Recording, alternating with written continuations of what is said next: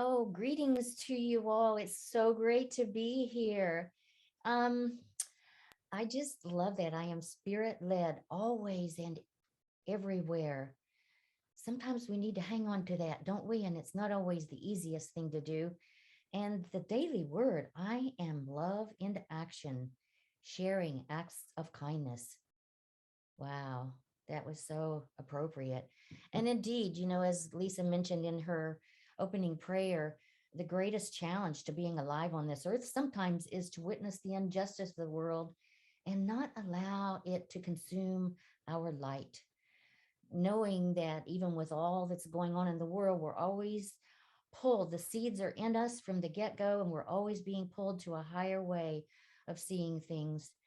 And we we are blessed to have those seeds inside us always. So before we get going, though, I'd like to get on a lighthearted note, and I'd like to tell a joke. So the joke is this. Just hang on just a minute.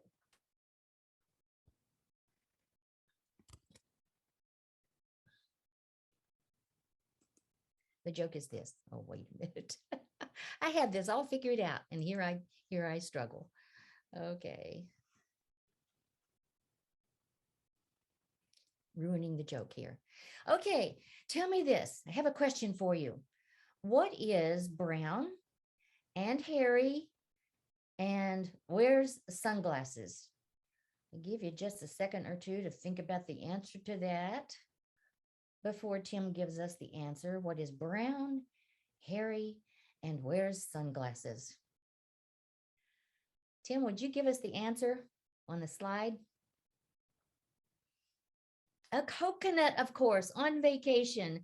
I saw this picture of this coconut with sunglasses and lips and drinking a drink on the beach, and it just filled my heart with joy and laughter. And it just kind of adds a note of lightheartedness to myself, and let's face it, laughter is always good for the soul, good for the heart, and just good all the way around. So I wanted to get started with that. And let's go back to away from share screen now. And I want to talk a little bit about Myrtle Fillmore, one of our co founders. But before I do that, I'd like to request something of you. I'd like for you to all think of something in your life at some time or another, a person, place, or thing, whatever it is, that brings just a smile to your heart, maybe to your face, something that just is easy for you to appreciate.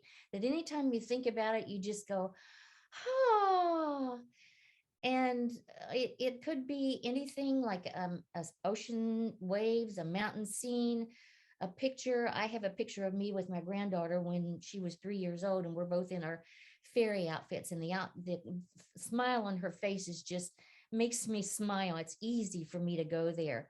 Or I use a kitten that's romping up and down the steps in play, or whatever it is that's easy for you to appreciate. So, do each of you have something in mind that would be easy for you to get to? Okay. So, hang on to that. We're going to use it a little bit later in the session today. But for now, um, I'd like to leave that aside and put it on the table. And I'd like to go into Myrtle Fillmore's story. Unity is founded in prayer and on healing. And Myrtle's story was that she had tuberculosis, and she was quite ill. And at that day and time, tuberculosis was a death threat, not so much today. But Myrtle, and probably a lot of you who are steeped in Unity teachings, you've heard this story, but it certainly bears repeating from time to time. And those of you who are newer may not have heard it. But Myrtle realized, well, she says in her book, How to Let God Help You, she says, um, God revealed to me that my body was intelligent, that I could direct it and praise it, and it would respond. So she began to pray to every cell in her being. She would praise those cells. She would pray to them for healing and wholeness. She would apologize for the fact that she had not always been there in a meaningful way for them. She even apologized for neglecting them to each and every cell in her body, for abusing them. You know how we abuse our bodies, not eating right, not getting exercise, sleep, all those ways. She started apologizing to every cell in her being. She did this every day throughout each day. And she could feel the healing coming on. And it took her a couple of years. Um, so it didn't happen overnight for her. I know last week Carla told some stories of Priscilla, her friend, of when it happened for her more quickly than that. And that is just so beautiful. But Myrtle's story is just so in there. But there's a part of Myrtle's story that we don't often hear. And I want to tell that part to the story because it's so meaningful. And it's also in her book, How to Let God Help You by Myrtle Fillmore. So she says, the trouble, though, did not respond to ordinary faith and prayer. I finally asked the Lord just why it was that I did not get well as quickly as I wanted to. I was doing my spiritual work, so why wasn't it working in the way that I wanted it to or thought it should, or as quickly as I wanted it to, or as quickly as I thought it should? I explained that I had gone all through my consciousness to see what it was that held me and that I had tried to find the fault. The Spirit said to me, this is Myrtle's words, Spirit said to me, you have looked among your faults. Now, look among your virtues. She says, I thought that strange. But soon it came to me that I had tried to keep my feelings to myself, taking great pride in the fact that I never let anyone know just how I felt when anything displeased me or hurt me. I found that I did not feel as sweet and poised on the inside as I seemed outwardly. I began to watch and to redeem this state of mind. I determined to handle all that came to me before I swallowed it and allowed it to irritate, cut, and weaken my nerves and organs. As I gained real poise and the ability to keep my thoughts and feelings truly free, I was healed and restored to strength and normal functioning. Wow. That is amazing to me, and I hope to you. Whoops. Lost you here.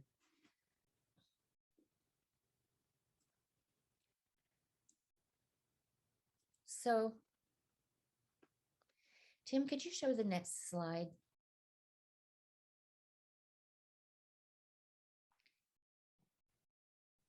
Myrtle said, I am a child of God, and therefore I do not inherit sickness.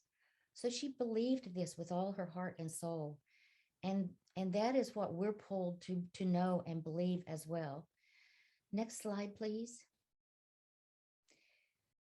And Myrtle said, keep your gaze upon the light, and then you cannot possibly see any darkness. How to let God help you. So as I said before, we have the seeds within us. We're always pulled to a higher way of seeing things, toward the light. End of slide, please. So sometimes I think, and psychologists would agree with me, that we're illiterate in our society about expressing our feelings, even admitting that we have feelings. Sometimes we're afraid that if we express those feelings or even allow ourselves to bring them to the surface, that they'll never end, or that we don't want other people to be bothered by how we feel. And so sometimes, we'll say, I'm not angry. And in a voice that says we're definitely angry. So we don't want to admit that we might feel anger. I, for years, was told, be a nice little girl, smile, be pretty, don't be angry. And so, I would pretend I wasn't angry and convince myself I wasn't angry. And I realize now that I do get angry, and that's okay. I just have decided I don't want to stay there very long. And so I've learned tools from Unity that allow me to get past that. I don't be in denial. And I'm realizing that I don't beat myself over the head because sometimes I might feel anger or sadness. I go, oh, okay, I observe it. Oh, you're angry. Look at that. What's the need behind that? Oh, you need something. You need to feel connection or to matter or to feel safe or whatever. Okay, you can let that go now. But I've realized that it's okay to feel whatever I'm feeling. It's just I'm realizing that I don't want to stay there very, very long, and I don't want it to overtake me. So I become also to realize, next slide, please, that what you can feel, you can heal. So when we bring it up out of our consciousness into our conscious mind and we're able to feel it, then we're able to heal it. But if we leave it stuffed in our unconscious, boy, I tell you, sometimes for me, I've noticed that it's there anyway, and it rears its ugly head at most inappropriate times for me, ineffective times, and in ineffective ways, in non-constructive and undesirable ways that really aren't useful for me and the other people around me. And so I'm saying, okay, I can feel these feelings now, um, and then let it go and learn how to get beyond it. So we can feel them now, or we can dredge it up in therapy 5 years later. So we can feel them now and then let them go, or just dredge them up in therapy later. So that's our choice. But we can learn to, in the moment, lean into the pain, not try to deny that it's there, not in reality, but just lean into it for the time and know that we're still okay. There's a higher, there's a higher calling around all of this. There's a higher picture. It's all, it's all the whole story of a higher way of being. So sometimes we get there through prayer, and Unity has affirmative prayer where we have faith. We know that even as we say the words, and even before we say the words of prayer, we don't have to beseech. We just know in faith that as we pray, there's a higher, a mighty work going on inside us and in the world all the time. There's a mighty work happening always. Even though we don't always see it, we may not always be aware of it, we may not remember it, but even then, that mighty work is going on all the time. And so when we learn to pray, we have faith that as we pray, it's already happening. We learn to meditate. And sometimes meditation and prayer is not always easy because we get this monkey mind, all this stuff that's going on in our brains, in our minds. And I mean, do you ever have that? I have that sometimes where I just, I forgot to do this. Oh, pray. I need to do that. Oh, meditate. Be still. Be still. And so we learn how to breathe and focus on the breath and all those things that we learn in how to meditate, the breath, concentrating on that. And I'm sure you all have your meditation and prayer practices, and you've had classes in learning how to meditate and to pray. There's no wrong way to meditate or pray. It all works. Pray always and in all ways. But there are some ways that seem to be more effective for us as we learn different ways to pray and meditate. But there's another way that I've learned, and that is called heart math. Are any of you familiar with heart math?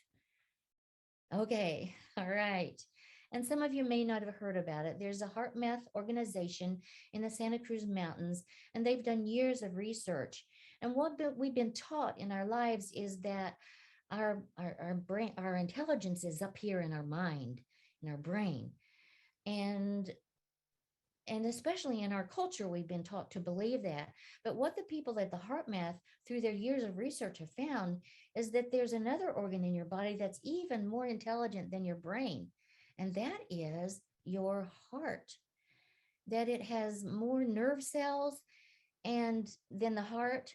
And so when we can get our brain, we don't, neither one is better over the other, but when we can get the brain and the heart into coherence, working together instead of away from each other when we're in state of incoherence, then when we're in frustration, we're in incoherence, the heart and the brain, we're in our mind or our brain trying to figure things out instead of going to our heart and letting, to me, I'm in a spirit-based community, so I can say this, in our heart, going to spirit for the answer. So we work with spirit and our human selves to come together. And so our big goal on earth is to bring our human self, our personality, our ego self into alignment with that divine aspect of us. And that's what I'm thinking they mean by heart brain coherence, bringing the two together. And when we work in ways to do that, we think more clearly, we're more creative, we physically are better. It helps stress, it helps physical well-being, emotional well-being, helps us to function better in everyday life. So I have learned to do this heart brain coherence on a daily basis, and it is so helpful, especially when I start my day with it every day. So it's a way of meditating. And to me, even there's an aspect to it that is answered prayer. So it's a quickie way to do it. And so I'd like to lead you through into that right now, if I may. So there's a method to it. So Tim, are you showing the slide, or have you shown the slide? Did you know the next slide? So did you know that positive emotions create physiological benefits in the body? So I asked you at the beginning to think of something that would be easy for you to appreciate, that brings about a positive emotion, or a smile to your heart, a smile to your face, a good mood, we could say. So when you think of that, it brings positive emotions. And so sometimes when we experience negative emotions, one way we can get into the positive emotion, not that we're not allowed to have a negative emotion from time to time, not at all, but we realize that that's just a fleeting thing, and we can get into the positive emotions to help our overall well-being, physiologically, emotionally, and overall. So next slide, please. So when we're in incoherence, like if we're in frustration or anger, the brain waves, or the waves, the heart rhythm between the brain and the heart are incoherent. It's jagged, and we don't feel our best. We don't operate at our best. But when we're in coherence, the waves, the brain waves are smooth, and there's a back and forth between the heart and the brain. So next slide, please. So there is a technique that the Heart Math Association or organization gives us, and one is to focus on the heart. So what we would do then is that we would take you through focusing down out of our brain into the heart, and then we would breathe as if breathing through the heart. And then we would go to that heart feeling of appreciation. So then you would go to that which is easy for you to appreciate, and you would feel that appreciation. The feeling word of feeling the appreciation is what is most important. So that's the first three steps of getting into coherence, and I'm going to lead you through it in a moment. But there is a fourth step, and that is the one that I call answered prayer. And the fourth step is called heart brain insight. And that is where once you get to the feeling of appreciation, then you ask your heart, Heart, what do I need to know about whatever's on my heart and soul, about something that's going on in my life, a challenge of any kind? Heart, what do I need to know about this? So I'm going to lead us through, and so I'm going to lead us through heart focus, heart breathing, heart feeling of appreciation. And then next slide talks about heart brain insight steps, the quick coherence technique, and then ask yourself, what do I need to know? And then listen for the answer. And to me, when it comes from the heart, it's coming from divine spirit. So it's always positive. There's no judgment behind it. And it's simple. Whereas in our heads, we get all tangled up in confusion and make it complicated. When we go to our hearts with divine spirit, it's simple and it comes quickly.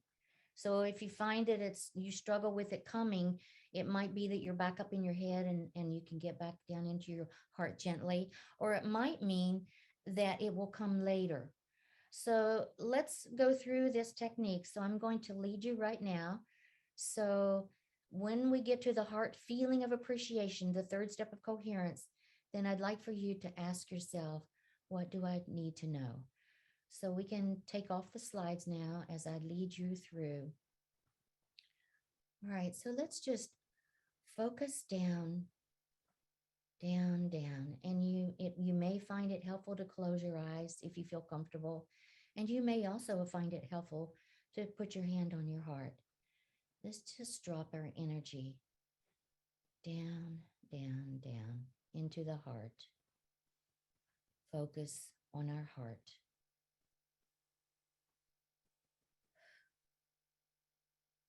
And then we breathe through the heart as if breathing through the heart.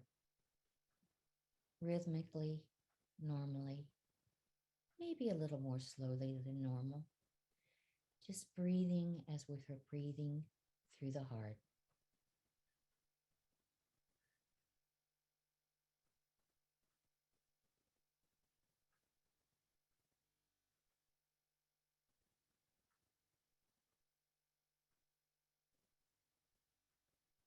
Heart breathing. And then go to that which is easy for you to appreciate and feel that appreciation.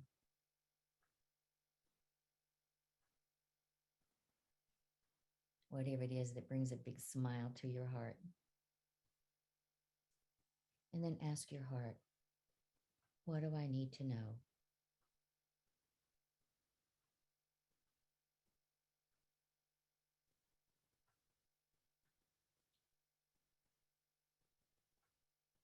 And when you have your answer, if you'll gently open your eyes so that I know you're complete.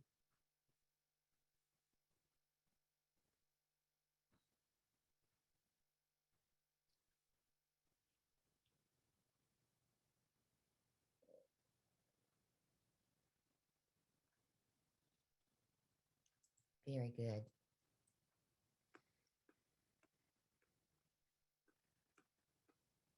So we got our insights. Hopefully that's something that was helpful to you today, and it's something you can do in any moment when you feel any anguish or over challenges that you might experience, even little ones throughout the day, little frustrations, whatever it is, you can use this. You can go to spirit, divine spirit. And isn't that a relief to know that spirit is right here inside of us, waiting for us to acknowledge and listen and go to that secret, sacred place of the Most High that each of us has deep inside, the divine center of peace, true peace, when we get still and go there. Charles Fillmore, one of our co-founders, called it his headquarters. Instead of listening to all that was going on around him, he would go to his headquarters. And each of us has a headquarters, that sacred, secret place inside you where it's safe, you are safe, and there is no one else can enter your space. And that is where you commune with divine spirit, with God, in your own way, whatever way that is. And that place is as close as your next breath. It's always as close as your heartbeat. It's as close as your hands. Always, even when you forget, it's there then too. And you can access it anytime you're having any challenge whatsoever.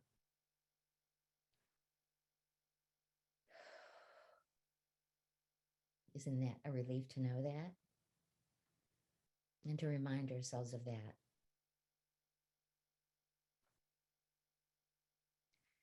So I'd like to go back to the feelings for a minute. Sometimes we feel anger or sadness about things in our lives, challenges. And we feel these feelings. They're not bad. They're just are there. And they tell us something. They tell us they have an important message. And again, we don't beat ourselves over the head. We just observe it. And then David Hawkins in his book, Letting Go, says, we don't do anything with the feeling. We just observe it. Go, oh, look at there. I'm feeling sad. Look at that. We don't have to analyze it. We don't have to express it. We just let it happen and then let it go. And in doing so, he says, David Hawkins in his book, Letting Go, he says that in doing that, we bring attention to and even heal all the times in our past that we felt that feeling, that same feeling, and it has a healing effect on our being. So when we just observe it and don't identify with it, don't analyze it, just acknowledge it, and then just feel it, and then let it go. And when we do that, it brings us a feeling of being safe, physically, emotionally. It brings a peace within our hearts. It helps us to understand the bigger picture. It helps us with the connection that we need with ourselves, with other people, with God. There's a need behind the feeling. There's a reason you're feeling that feeling. I feel sad because I need connection with myself, with spirit, with humankind. You ever feel disconnected even from yourself or from those other people out there? Yeah, I feel this because I need peace within my heart. I need peace out there in the world. I need to feel safe. I need to matter. I need to understand. But we really don't have to understand. We just need to trust and have faith that there is a higher picture. We don't deny the reality of the situation that's happening in our lives or out there in the world. Yeah, it is happening, but we deny the power that it has over us, what we choose to do with it. Maybe we choose to learn maybe we choose to grow. Maybe not when we're in the middle of it. When someone's in the middle of that, we don't want to tell them that right in the middle of it. That's not the timing. But maybe at a later point, hopefully sooner than later, when we use our spiritual tools, we'll be able to use it to grow and to learn. Maybe when we're in our social isolation time with COVID and all that we've gone through the last few years, maybe we can use that time to take advantage of that time to do our spiritual work and to read spiritual readings, to rest, to do good nutrition, to pray, to meditate, to get good sleep, to prepare for when things turn around, because they are turning around. I've heard it said that all that's been going on, we've turned the rock over and now we see the grubs underneath. Now it's up for us to decide what we're going to do with those grubs. So yeah, we prepare for when there's a new awakening, a new consciousness. Use that social isolation time. Use this time. Ellen Davenport wrote a book called Hell in the Hallway. and light at the door. So when we're in that hallway, in that middle ground between something happening and before we get to the point where we see the light, we're in the hallway and it may not be comfortable, but there's a purpose for that time in that hallway. It's a time for rejuvenation, for introspection, for self-awareness, for preparing, for just feeling and knowing that there's a light at the end of the tunnel. So the first step is to acknowledge that we're having distress in the first place. We don't want to go, no, everything's cool. I'm not having distress. Acknowledging the distress of our recent past. Have you had distress? Yeah, of course we have. And how often do we tell ourselves, oh, I must stay positive? And sometimes we work on changing our thoughts and our feelings so hard that it's at the expense of allowing our reality to just be what it is. And so many of us are oblivious to the traumatic impact of that on our bodies, as Myrtle Fillmore was. Instead of embodying our losses, we stay in our head. We develop sabotaging strategies to avoid it, feel a need to just get it right, get busy, or whatever it is we do. We're taught to do versus to be. Do something about it, fix it. So today I'm encouraging you, if you feel like you can at this moment, to maybe come out of any denial that you might have going on about the fact that I have no loss, I have no grief, because we all do throughout our lifetimes, small, big. And I want to ask you, have any of you experienced a loss over maybe a financial challenge, a loss of income, or maybe a loss of a job? Were you in that limbo, asking yourself questions about, ooh, can I pay the bills? Will I find another job? Will it be fulfilling? Whatever.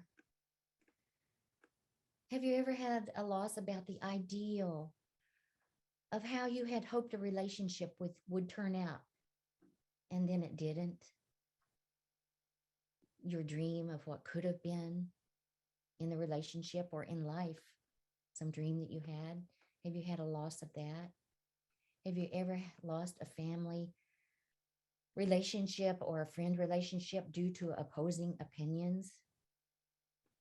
Have you ever had a loss such as a breakdown in communication or understanding or listening between yourself and others? Have you ever had a loss of socializing at church gatherings when you had to meet on Zoom? The hugging we all love so much.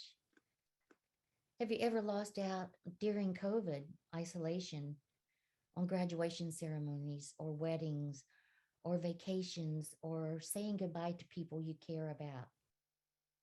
In hospitals, at funerals, celebration of life ceremonies. Have you ever had a loss that you weren't able to have closure? Have you ever had a loss?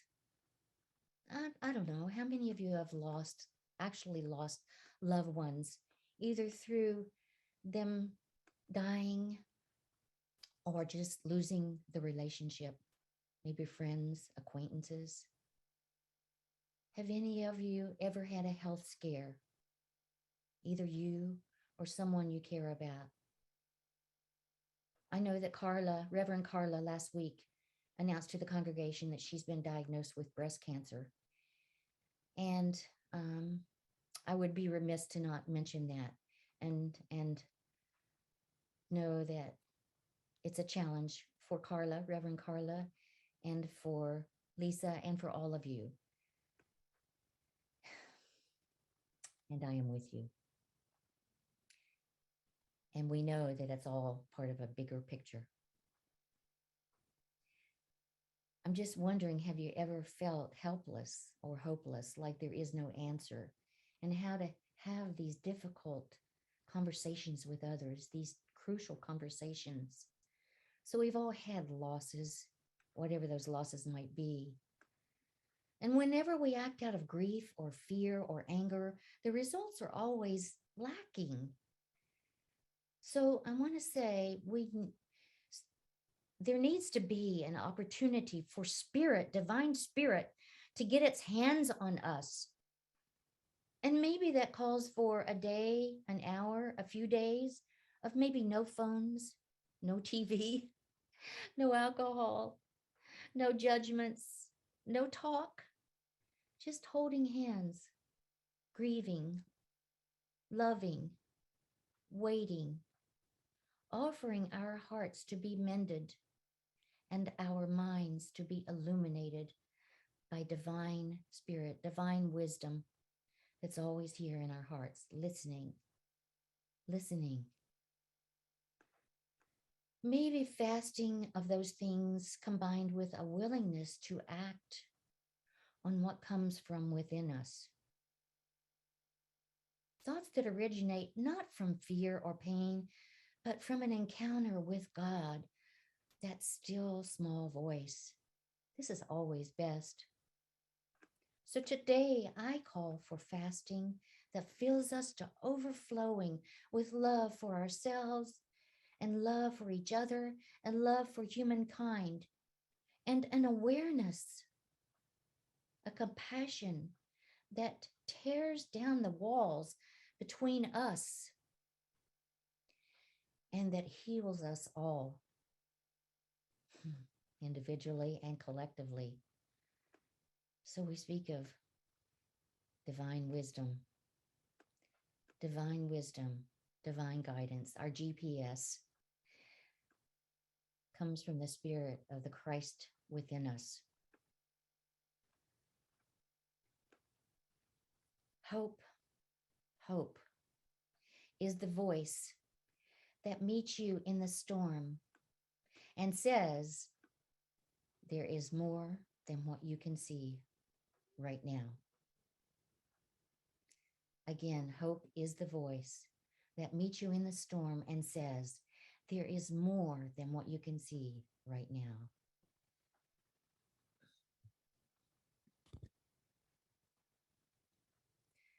Under the fear, the brokenheartedness that we sometimes experience, there is a radiance that has never, never been harmed, never been lost. And that radiance is the truth of who you are.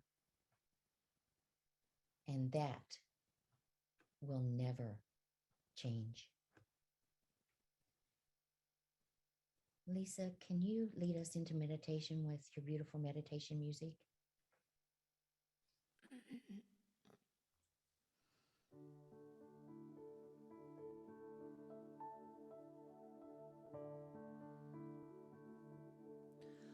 Oh, Spirit, guide me deep inside me. Take me to my heart place, the place of ease and grace. Breathe in this moment, this sacred moment. I am peace. I am renewed.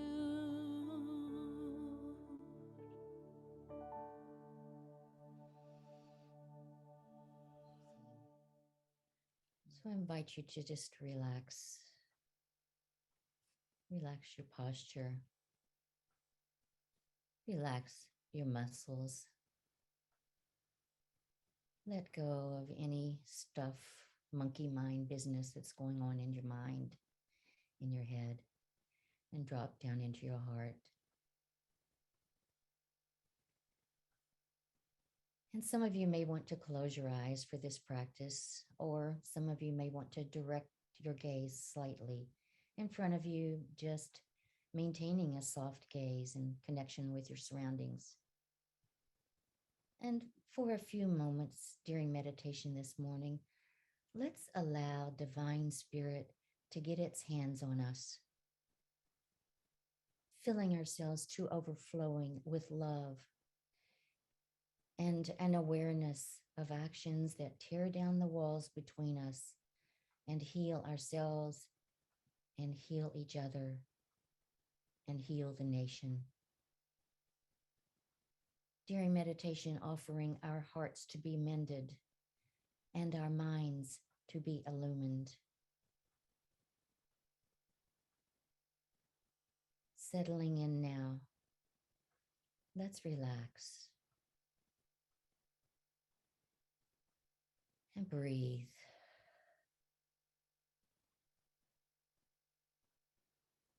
And let go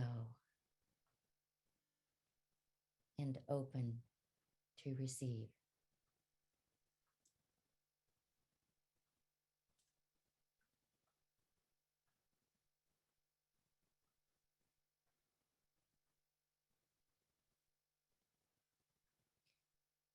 With each breath, the rising and falling of the chest, you may find yourself feeling a little more connected to the place where your body meets with the earth. If it feels comfortable and compassionate, you may also want to place one hand on your heart, that center where your love and feeling of interconnection emanates from. Focus on your heart and breathe as if breathing through your heart.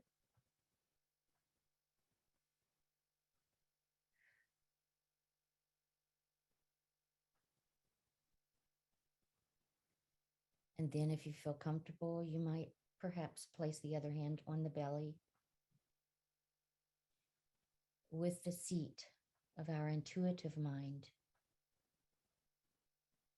Just feeling into the powerful connection between these places and spaces inside of our being. Continuing to direct your awareness back to the breath.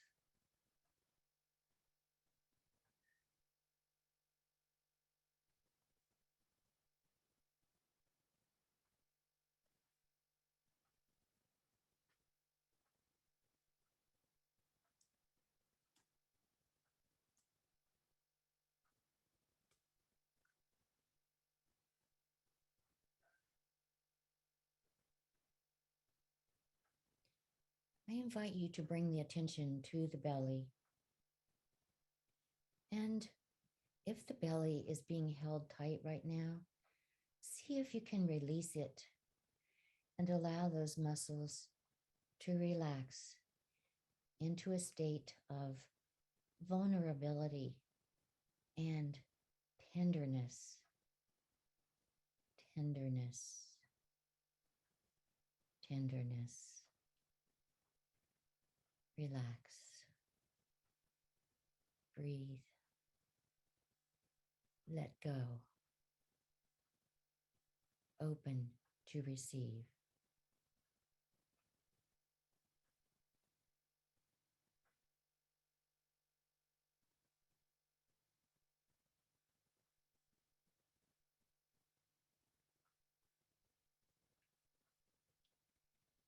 And if your hand is over your heart right now, perhaps you're feeling the beats of the heart reverberating like a drum in your chest, a sacred drum of life.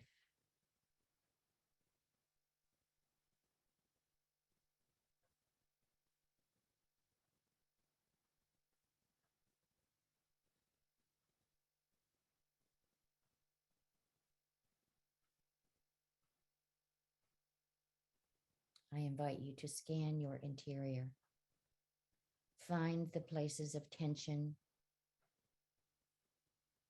contraction, or even physical pain. And each time you find a place, breathe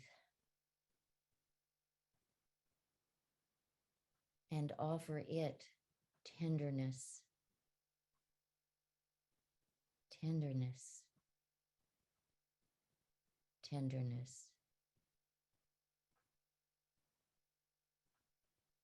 Releasing what no longer serves.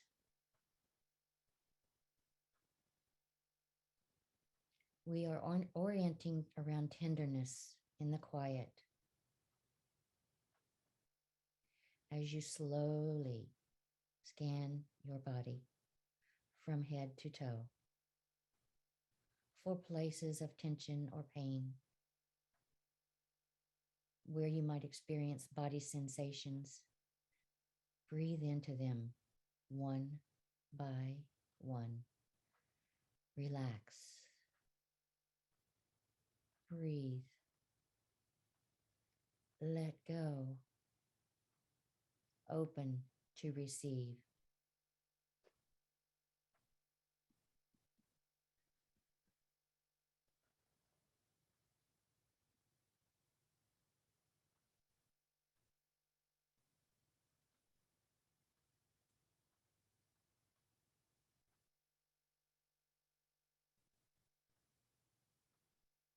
We are breathing tenderness across the body, enveloping ourselves in a cloud, in the very light of tenderness, because we each know we deserve this tenderness.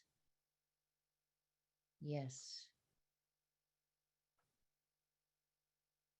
Bringing us to that innermost part in us where we are one with all that is.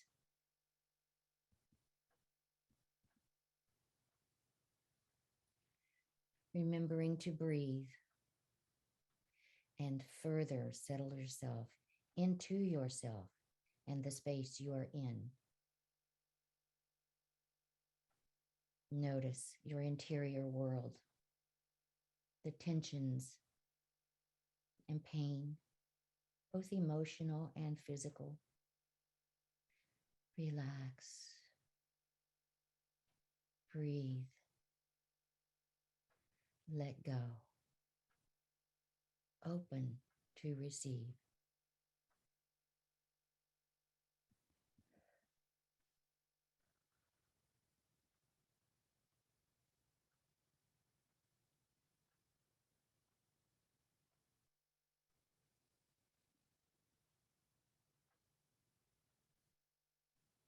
How can we be in the practice of softening our hearts, while at the same time noticing any places of tightness or contraction, places where the body has maybe prepared itself to be protected? We give an offering of tenderness to those places in the body that may be experiencing toughness or hardness. Relax. Breathe. Let go. Open to receive. Affirming that I am love. I am peace. And I bring love and peace to the world. And asking Divine Spirit, God, what do I need to know in the silence?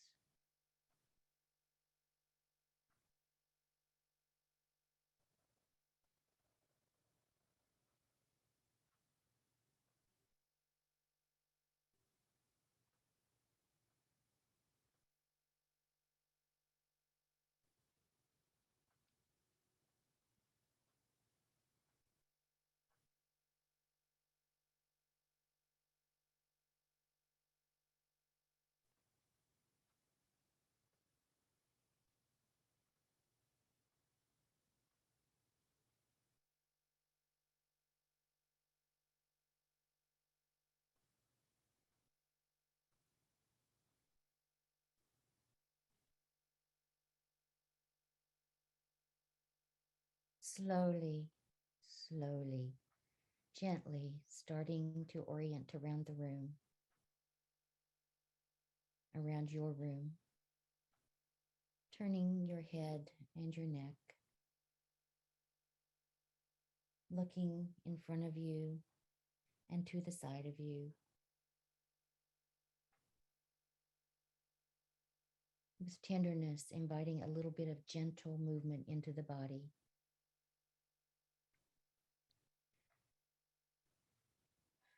You're arriving in this new moment of embodiment,